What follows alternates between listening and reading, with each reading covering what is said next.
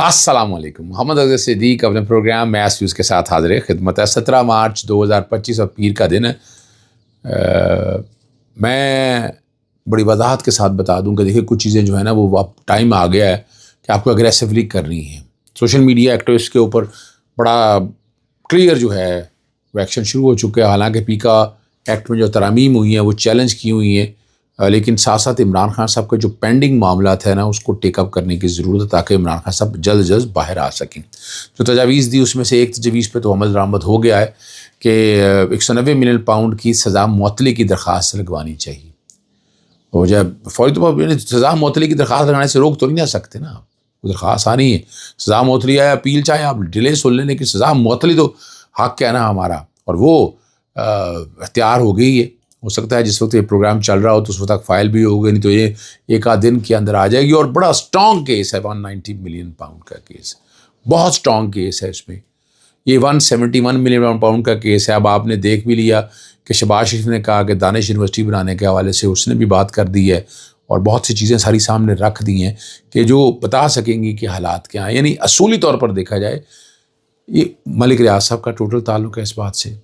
پیسہ اگر گیا بھی تھا تو ملک ریاض کا تھا، واپس آیا تو ملک ریاض کا تھا. حکومت پاکستان کا ایسے تعلق نہیں ہے. اب حکومت پاکستان کہہ رہی ہے کہ یہ ہمارا پیسہ ہے تو وہ ایک علیحدہ بات ہے، لیکن حقیقتاً جو ہے نیشنل کرائم ایجنسی سے ایگریمنٹ ہو کے پیسہ آیا تو وہ پیسہ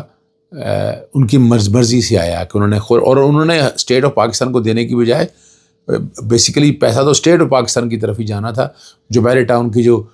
زمین کی ویلیو نکالی تھی اور وہ میرٹ کے اوپر نہیں تھی، وہ کوڑیوں کے بھاؤ زمین لے کر یہاں ہیروں کے بھاؤ پیسے لیے گئے. یہ پوزیشن رہی ہے.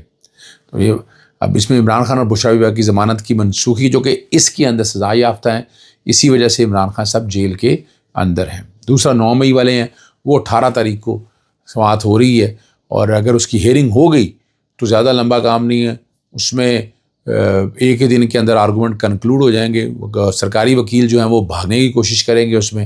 لیکن ایک دن کے اندر آرگومنٹ کنکلوڈ ہو جائیں گے، اور اس آرگومنٹ کے نتیجے میں عمران خان صاحب انشاءاللہ العزیز بریت یعنی ضمانتیں ہو جائیں گی بعدس گرفتاری. جی بالکل ایسا ہی ہے. سوشل میڈیا ایکٹیوسٹ کے حوالے سے ایک بات میں آپ کے سامنے رکھتا چلوں جو میں نے کہی تھی، اور اس میں منفی پروپیگنڈا اور تضحیک امیز مواد ٹویٹ کرنے کے خلاف FIA نے گرفتار جو ملزم ہے حیدر سعید سوشل میڈیا ٹیم کا حصہ تو نہیں ہے، اپنا ایک نقطہ نظر رکھتا ہے، اور اس کے حوالے سے آواز بھی بہت سی اٹھائی گئی. میں نے کم از کم اس آواز اٹھانے کا یہ ہوا کہ گرفتاری ڈال کر جائیں. پہلے تو گرفتاریاں نہیں آتی تھی، کم از کم یہ ہے کہ گرفتاریاں آئیں، قانون کے ساتھ فیس کریں اور آگے لے کے جائیں. اور FIA نے 3 دن کا جسمانی ریمانڈ لے لیا ہے، اور اس میں FIR میں بغاوت پر اکسانے کے الزام میں ہے. پیکا ایکٹ سے 2016 میں دفعہ 9, 10 یہ سائبر ٹیررزم کے کانٹیکس کے حوالے سے ہیں، اور 26 سے نیا جو ایڈ کیا ہے اس کے تحت مقدمہ درج کیا. گرفتار تو غالباً 15 مارچ کو کیا گیا تھا، لیکن گرفتاری 16 مارچ کی ڈالی ہے. 16 مارچ کو ڈال کے اور 17 کو پیش کیا. 3 دن کا جسمانی ریمانڈ جو ہے نا دیا. شیخ وقاص اکرم نے بھی کلیئر کہہ دیا کہ ان کا چلانے والا آفیشیل کا حصہ نہیں ہے، جو ٹویٹر اکاؤنٹ چلانے والے ہیں ساتھ کھڑا ہے. اور ہر نوجوان کو غصہ ہے، وہ اپنے آپ کو اپنے انداز میں وہ غصہ نکالتا ہے. یہ شیخ وقاص صاحب کا کہنا ہے، لیکن بات پھر وہی ہے کہ ہمیں دھیان بھی رکھنا ہے کہ ہم اتنا کہیں جتنا کہہ سکتے ہیں. بات ہی کر رہی ہیں نا، لیکن اگر آپ کچھ ایسی باتیں کریں گے جو مسائل ہوں گے تو وہ پرابلم آپ کے لیے آ جائیں گی. اگلی جو بات ہے، عمران خان صاحب کو جیلوں میں ملاقات کے لیے جو تھوڑی بہت آسانی تھی، اگر کوئی اپنا اس حوالے سے بات تھی، ملاقاتوں کے حوالے سے، کوئی فیسلٹیز کے حوالے سے جو میں نے کمیشن بنانے کی باتیں بھی کی تھیں، وہ سپرنٹینڈنٹ جیل نے جو ہے وہ لارجر بینچ بنانے کی درخواست دی، اور قائم مقام چیز اعتراض کیس کے طور پر یہ لگا، اور 20 سے زیادہ کیسز سارے اکٹھے کر کے کہہ دی ہے اور لارجر بینچ بنانے کی ہدایت کر دی ہے. جیسے سردار اعجاز اسحاق خان نے 2 روز قبل مشال یوسفزئی کے جیل میں عمران خان سے ملاقات نہ کرانے کے عمران خان کو ویڈیو لنک کے ذریعے یا ذاتی حیثیت میں پیش کرنے کا حکم دیا تھا. اس میں باقاعدہ اپنا جو ہے ریپریزنٹیٹیو یعنی بیلف کہیں یا عدالتی معاون کہہ دیں یا جو بھی شکل آپ دینا چاہیں وہ مقرر کیا جا سکے کہ وہ 3 سوال رکھے تھے، وہ تینوں سوالوں کے جواب لے کر ابھی آنا تھا، تو اسے پہلے جو ہے یہ جو کیس ہے نا یہ لارجر بینچ بن گیا۔ اس کا مطلب ہے صدر اعجاز اسحاق خان سے وہ کیس لے لیا جائے گا اور کیس اب یہ لارجر بینچ کے سامنے لگے گا، یعنی وہ پھنس گیا، یعنی سپرنٹینڈنٹ جیل جو ہے نا وہ پھنس گئے ہیں بظاہر جو نظر آ رہا ہے،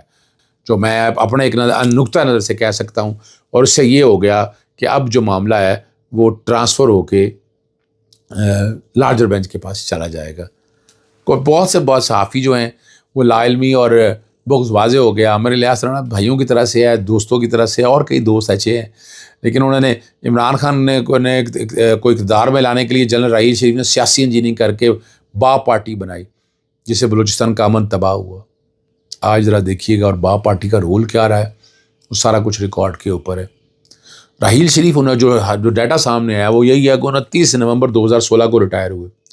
اور بلوچستان عوامی پارٹی جو ہے وہ 29 مارچ 2018 تقریباً 2 سال کے قریب وہ قائم ہوئی۔ راحیل شریف نے یہ پارٹی عمران خان کے جتوانے کے لیے بنائی۔ اب یہ حیران کن بات ہے، تجزیہ کار بے شک تجزیہ غلط کریں لیکن کم از کم حقائق تو درست کریں، اور میں تو نہیں سمجھتا ہوں اس تجزیوں کے اوپر اگر بات غلط بھی کہہ دی ہے، سلپ آف ٹنگ بھی ہے، اس پہ پیکا ایکٹ تو نہیں لگتا ہے اور نہ لگنا چاہیے جو بتانے کی بات ہے، لیکن بات پھر وہی آ رہی ہے، چاہتے نہ چاہتے ہر کوئی اسٹیبلشمنٹ کو انوالو کر رہا ہے، چاہتے نہ چاہتے، اگر اس طرف بھی بیٹھے ہیں اس طرف بھی بیٹھے ہیں، باتیں ساری آ کر اسٹیبلشمنٹ کی بات اسٹیبلشمنٹ تک بات پہنچ رہی ہے، وہاں تک یہ بات ساری سامنے آ رہی ہے۔ یہ ذرا سوچنے والی باتیں ہیں، توجہ طلب باتیں ہیں۔ گجرانوالہ کی استدارہ دہشت گردی کا 9 مئی کے سیاسی سزا پانے والے 51 اسیرانوں میں سے ایک سعد علی ہیں، ان کے بھائی ان کرداروں سے پردہ اٹھاتے ہوئے جو ذاتی مفاد کی خاطر ان بے گناہ اسیروں کی اپیلوں میں دانستہ تاخیر کا سبب بنے، انصاف کی عدم دستیابی کی بات ہو رہی ہے،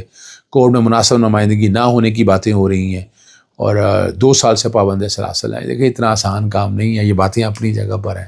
ان کورٹوں کو کنٹرول کرنا، کورٹوں میں جانا، کیس لڑنا، یہ اتنا آسان کام نہیں ہے۔ میں پھر بتانا چلوں، یہ اتنا آسان کام نہیں ہے۔ جاوید چودھری نے بھی یہ کہا مجھے، اور وہ بات بہت بڑا دعویٰ کر دیا انہوں نے، اور انہوں نے کہا ہے کہ روزانہ بکواس چلانے والا امریکہ جو ہے، امریکہ میں جو یوٹیوبر کے حوالے سے وہ بات کہہ رہے ہیں کہیں پاکستان کے حوالے نہ کر دیں، اور یہاں کہہ رہے ہیں بہت سارے لوگ یہاں چھریاں تیار کر کے بیٹھے ہیں، انہیں تیل لگا کر یہاں بیٹھے ہوئے ہیں، ساری زندگی مقدمات نمٹانے میں گزر جائے گی۔ ایک طرف تو حال ہے کہ ٹرمپ نے وائس آف امریکہ کو بند کروا دیا اور کوئی ٹھوس وجوہات بھی عوام تک نہیں پہنچ سکی، امریکہ میں انصاف دیا جاتا ہے، یہ بات یاد رکھنی ہے ہمیں، وہاں رول آف لاء کی بات ہے، اور پولیٹیکل اسائلم میں جب یہ لوگ وہاں ٹھہرے ہوتے ہیں تو انسانی نہیں ہوتا، اور وہاں جو لوگ بھی ہیں وہ جن مسائل کے اندر ہیں وہ اتنا آسان کام نہیں ہے، بہت ہی اوورسیز پاکستان کے لیے ایک بڑی خوشخبری ہے، بڑی جدوجہد کی ہم نے اس کے لڑنے کے لیے، پنجاب کی حد تک، وفاق کی حد تک میں بڑے عرصے سے شور ڈالتا رہا، اس کا 2024 کا ایک قانون بن گیا ہے اور خصوصی بینچ تشکیل دے دی ہے۔ جسٹس خادم حسین سومرو جو ہے نا، سمندر سے پار پاکستانیوں کے پراپرٹی سے متعلق کیسز دیکھیں گے، اسی طرح نیچے سیشن کورٹوں میں یہ پراپرٹی سے ریلیٹڈ معاملات جو ہے نا یہ وہاں بھی دیکھے جائیں گے، اور حکومت کو سولر پینل کی وجہ سے عام صارفین پر 90 پیسے فی یونٹ کے اضافی بوجھ کا تو بہت احساس ہے، مگر ان صارفین پر 18 روپے فی یونٹ جو آئیڈیل کیپیسٹی پیمنٹ اور 16 سے 17 روپے فی یونٹ تک کراس سبسڈی کی مد میں ان صارفین پر بوجھ ڈالا جا رہا ہے، مگر 90 پیسے والا سولر بوجھ ہٹا دیا گیا، اور شہباز شریف نے کہا کہ ہم نے غریب لوگوں کے لیے بجلی سستی کر دی، تو ساتھ یہ بھی بتایا کہ ہم نے مڈل کلاس لوگوں کے لیے بجلی مہنگی کر دی ہے۔ مفتاح اسماعیل نے حکومتی سولر پالیسی کو فراڈ پر پالیسی قرار دیتے ہوئے کڑی تنقید کر ڈالی ہے۔ اجازت چاہتا ہوں، السلام علیکم، اللہ حافظ، پاکستان زندہ باد۔